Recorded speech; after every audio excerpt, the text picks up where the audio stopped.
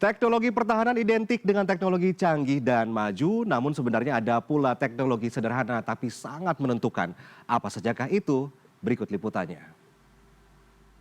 Dalam pameran pertahanan Indo Defense, berbagai peralatan tempur canggih dipamerkan, mulai dari pesawat tempur, rudal, drone, hingga panser dan tank. Namun demikian, di luar teknologi canggih tersebut, ada pula peralatan yang terkesan sederhana tapi menentukan. Dalam situasi peperangan ataupun bencana alam, air merupakan suatu hal yang krusial untuk bertahan hidup. Nah, oleh karena itu kemudian dibutuhkan sebuah teknologi pengolahan air dari yang kotor menjadi jernih dan siap diminum untuk mempertahankan hidup.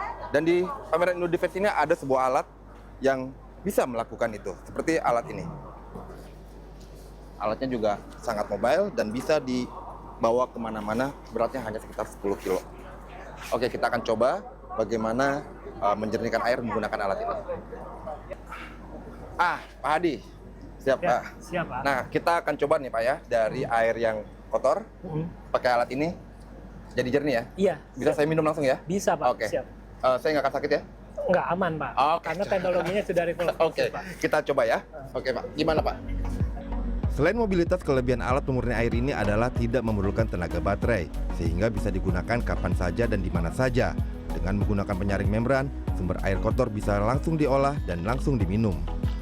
Pak Hadi, jadi ini air sumbernya nih ya? Iya, sumbernya Pak. Kotor nih ya? Oke. Ini gimana Pak, cara kerjanya Pak? Jadi sistem kita sudah menggunakan sistem reverse osmosis, di mana pada tahap awal penyaringan kita menggunakan cartridge filter, sediment filter, beserta carbon filter. Lalu setelah itu langsung masuk ke sistem membran filter. Membran filter di mana ukuran porinya 0,0001 mikron. Nah, selama ini sistem reverse osmosis selalu dikaitkan dengan tenaga listrik, di mana pengoperasiannya mau nggak mau harus menggunakan listrik.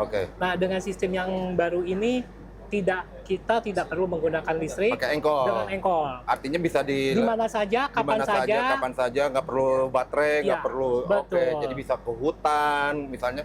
Ya namanya kalau lagi bencana nggak ada listrik kan? Ini coba ya, ini ya. Ya. Coba kita lihat. Nah, ini air pembuangannya Pak. Oh, itu air buang maksudnya? Iya, Air... jadi reject water. Jadi setiap hasil yang dihasilkan air ini selalu ada air pembuangan. Oh, tapi jadi yang bisa filter diminum yang ini? Ya, yang bisa diminum ini. Nah, nanti sebelum kita konsumsi kita tes dulu TDS-nya berapa. Oke, sini saya bantu Pak. Tadi berapa? 131 ya? 130. Ya. Oke. Oke Pak Ido. Sekarang kita bisa lihat hasilnya. Udah cukup, Pak? Masih 44. Nah, dia akan stabil setelah mungkin 2 menit, 3 menit kita operasikan. Tapi segini udah bisa Sudah diminum? bisa diminum. Boleh saya coba? Ya, boleh. Saya juga bisa minum. Oke. Coba. Ini aja Pak. Ini Pak. Oh iya. Oke. Oke Pak. Ya Pak. Oke, kita coba ya. Gimana rasanya Pak? Standar ya Pak? Rasanya standar seperti air tawar pada umumnya. Tidak ada rasa, tidak Walaupun ada. ya tidak ada rasa, nggak ada bau. manis-manisnya sih. Selain pemurni air, ada pula alat exoskeleton yang berguna membantu mengangkat barang-barang berat. Kita di sini ada namanya exoskeleton. Exoskeletonnya adalah alat untuk membantu mengangkat barang-barang berat. Jadi prajurit bisa mengangkat barang berat dengan mudah seperti itu. Kita akan coba ya. Ini barang beratnya kira-kira berapa ini? 15 kilos. Lumayan ya. Ya. Oke. Sekarang kita akan pakai dulu barangnya. Oke, bisa dibantu Mas? Siap.